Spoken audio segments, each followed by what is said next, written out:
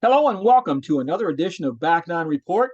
We want to welcome in our good friend once more, the chief editor of the Indiana Golf Journal, Mike May. Mike, the Indiana Golf Journal just came out today, I believe, didn't it? Yes, it did, and it's I think our biggest issue. We're filled with all sorts of great information. The big focus on fitness and exercise, Get which is fit for important. 23. Yes, so we're trying to get people physically ready to walk 18 holes. You can see the picture right over my shoulder here, French Lick. We feature French Lick this month in all three Ohio, Michigan, and Indiana Golf Journals. So if you want to learn a little bit more about French Lick, be sure and click on to Ohio Golf Journal, Michigan Golf Journal, or IndianaGolfJournal.com and check those out.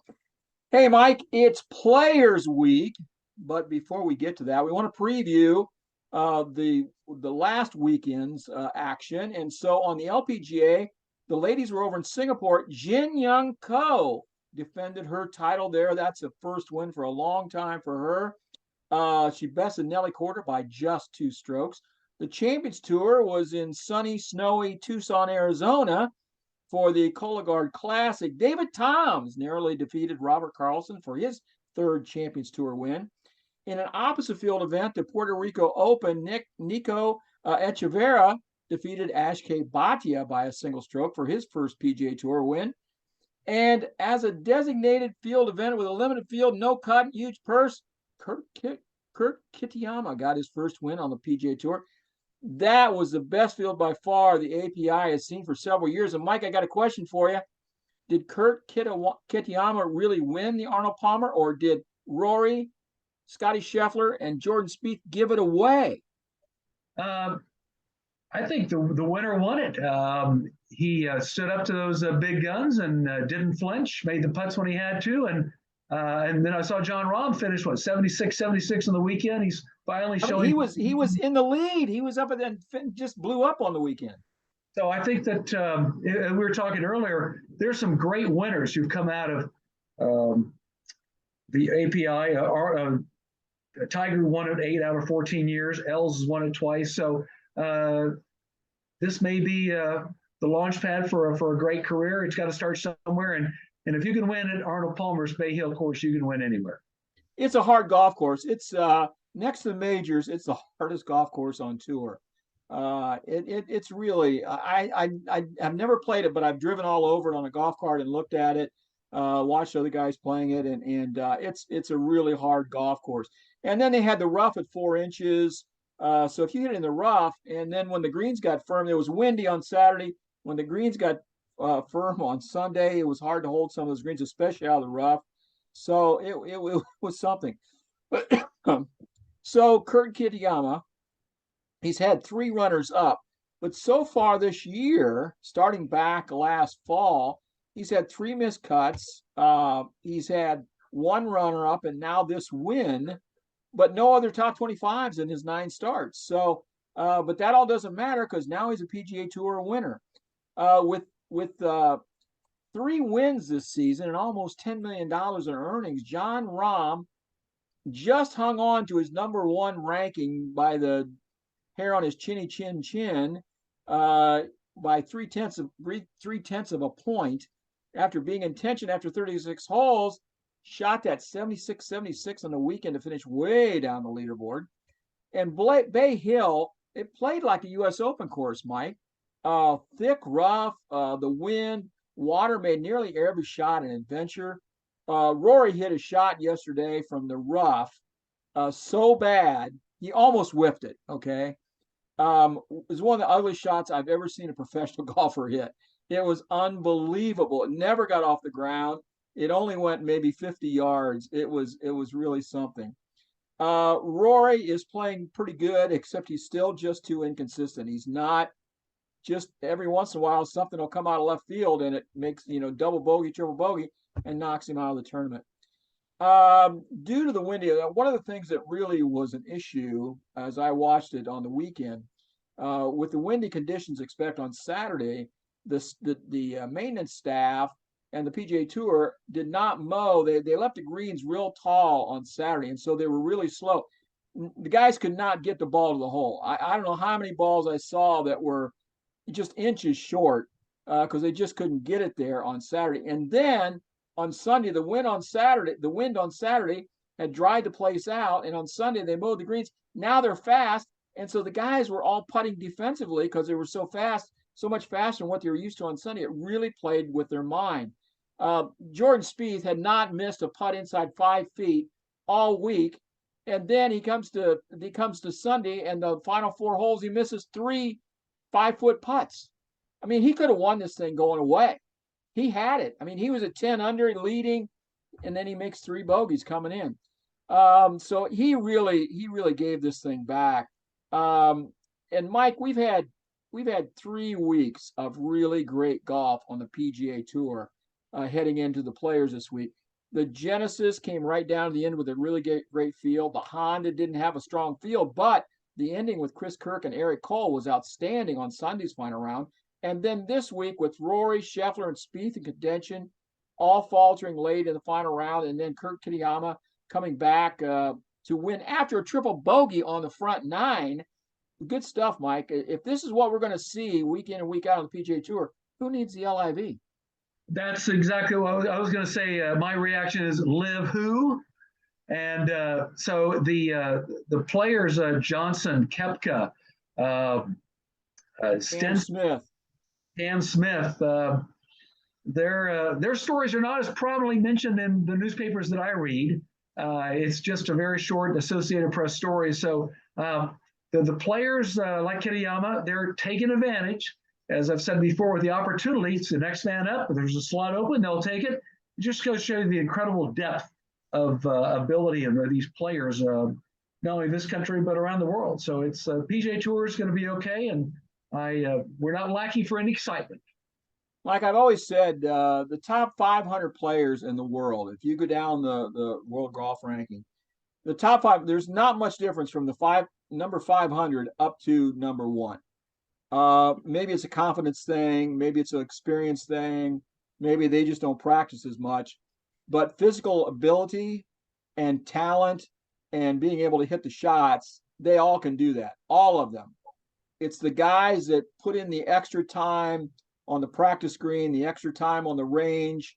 They want it a little bit more, they have a little bit more desire, but they all have the physical ability. They're all great players, clear down to number 500. So, Mike, let's talk a little bit about the players.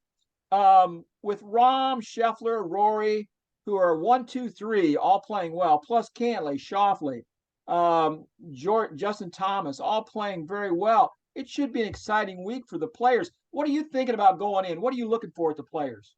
Well, I think the stumbles that Rahm had over the weekend in Orlando and the missed putts that Spieth had going down the stretch, I think that will fine-tune their mindset. They realize this is not a major, but it's given major attention. And maybe one day, probably not in our lifetimes, this will become sort of a 5th major. It's the strongest field in golf, as they say every year, from top to bottom. March in Florida, especially in Jacksonville, can be chilly, windy. Of course, the course is not going to be set up easy at all. So it is as tough a test as they'll face all year. And of course, the players started in March, then it moved to May. Now it's back to March. And that's when you have the most turbulent weather. I remember going to this event back in the early 80s and seeing the late, great Calvin Peete win. And with that little crooked elbow he had and jumping in the water. So, and I was there when Jerry Pate won too. So it's a great event, and Pete Dye's legacy is as strong as ever. And of course, 17 is something. Where was Pete Dye from? Pete Dye is well, his roots are really in Indiana. No, the roots are in Ohio, but we have to give him up to Indiana because that's where he spent most of his life. And then he was educated in Florida, so he's a man of many states, but he's a true Midwesterner, and I think Pete would be proud of what he has created. Of course, he's only been gone for about 3 years, but again, this is an event where you can have a proven champion win, and you can have someone come out of nowhere that we have every once in a while. Mike, Cam Smith, of course, will not be on hand to defend, but Justin Thomas won here in 2021 and is aching to get another quality win. Rory won this event in 2019, and he's playing very well right now. So 2 of the last 3 winners are going to be on hand. add to this mix the names I mentioned before, but you've got Rahm, Scheffler, Spieth, Homa, on and on and on and on, Cantley. I mean, there's just so many great players that could win this thing. As you mentioned, it's always the strongest event, always the strongest field of the year. All the top players, of course, except for those that are on the LIV tour, will be there. We all know this course by heart. We see it every year. It's like the Masters. They play the same course, so they go back to the TPC Sawgrass every year. That exciting 16th par 5 risk and reward of the highest order. Then the 17th Island Green that makes the players begin to think about that 150-yard shot, even when they're teeing it up on the first tee. And then they finish on 18th. I have stood on the back tee at TPC, and with the water all down the left and the trees on the right, there is not much room to fit a tee shot in there, Mike. Most choose to hit the ball right and take their chances with the trees over there. But if a player comes to 17 and 18 needing a birdie to win, they're in trouble because that's a tough, tough golf hole.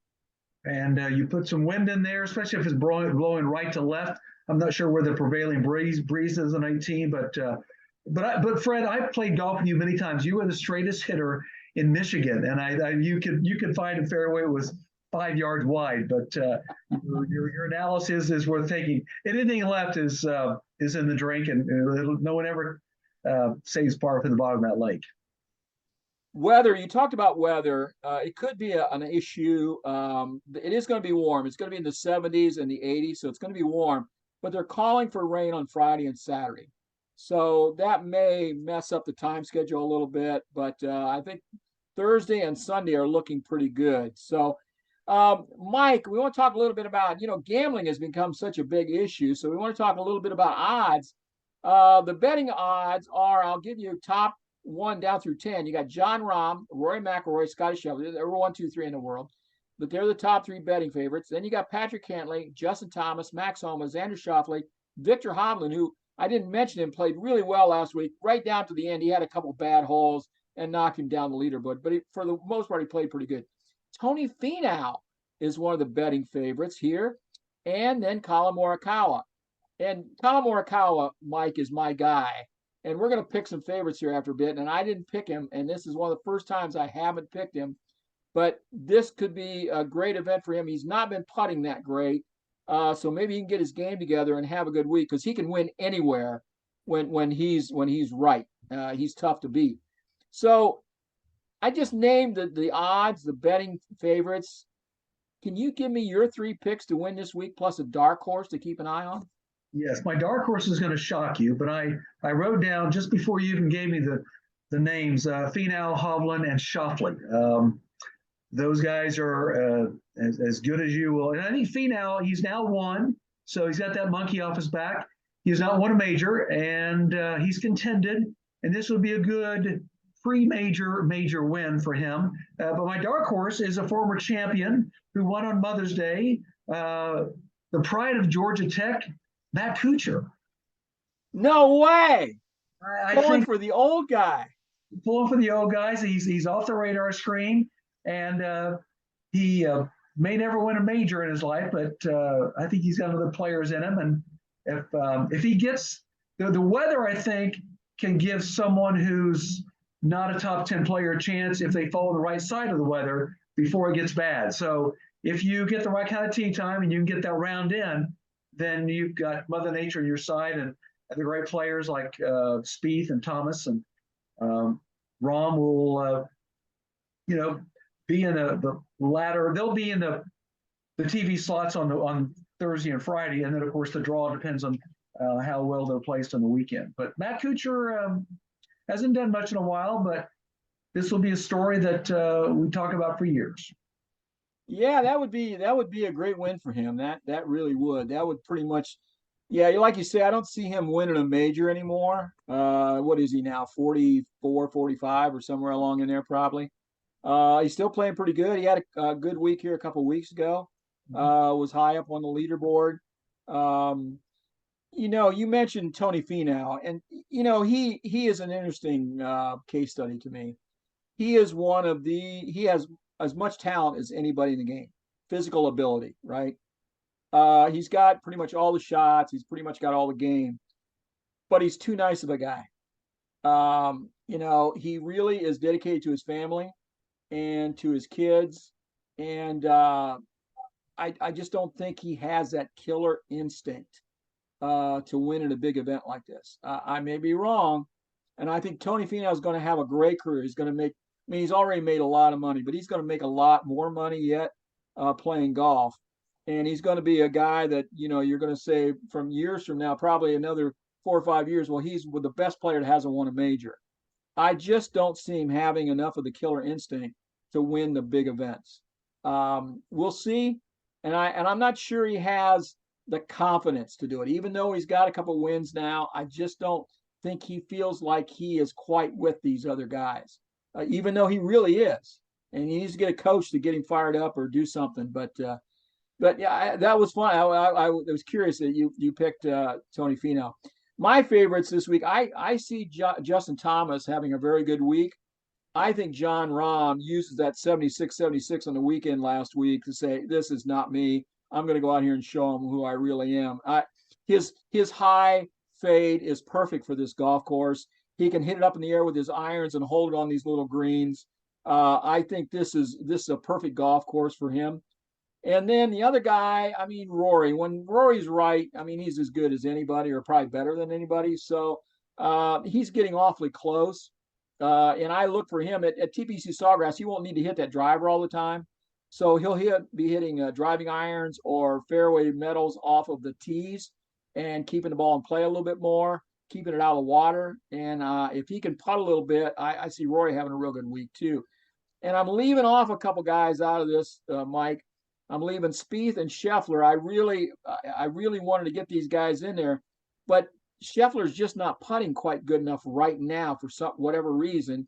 Although his short game makes him a threat every week, and Spieth is just too inconsistent off the tee. He puts himself in tough situations. He still pulls it off most of the time, but it's hard to make pars and birdies when you hit it in the water. And there's a lot of water at TPC Sawgrass, let me tell you. So, Mike, my dark horse is a guy that's won here before, has been struggling, been kind of in the wilderness the last few weeks, Ricky Fowler. He's been getting a little bit better, and, I look for him to get back in the winner's circle soon. This could be a very good week for him, Mike. I think Ricky would be a very popular win.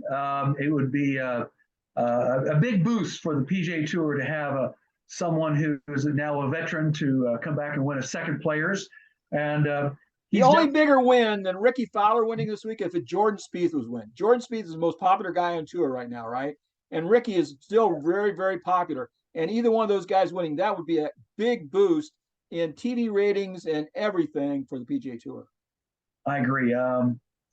Though when we speak again in a week, we'll see. We'll compare Ricky with Matt Kuchar and see who had the better dark horse. My pick: Finau, Hovland, and Schauffele. And again, you picked.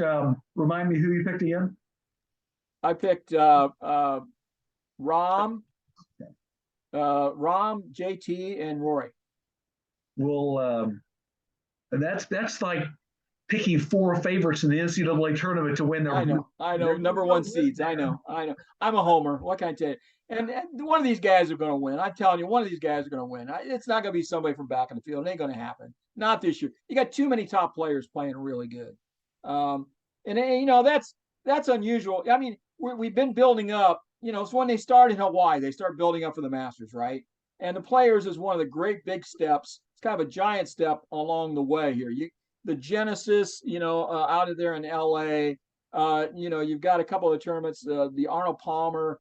But the Players is a big step getting ready for the Masters, guys seeing where they're at.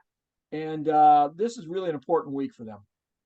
I think your point about these top players is well taken, but I think this is a classic case of the old days of Arnie and Jack, when Jack would pay attention to Arnie and Arnie would pay attention to Jack, and then someone else would win the tournament because they're so focused on each other. I think that Rahm and Finau and Hovland and Schauffele and JT and Spieth and Rory are so focused and aware of one another that anyone outside that group of 10 could easily win because the other 8 or 9 are not focused on the other 130 or 40 plus players in the field.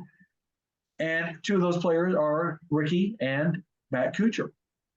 There you go. Well, it's curious to see what will happen. I'll be watching this weekend for sure.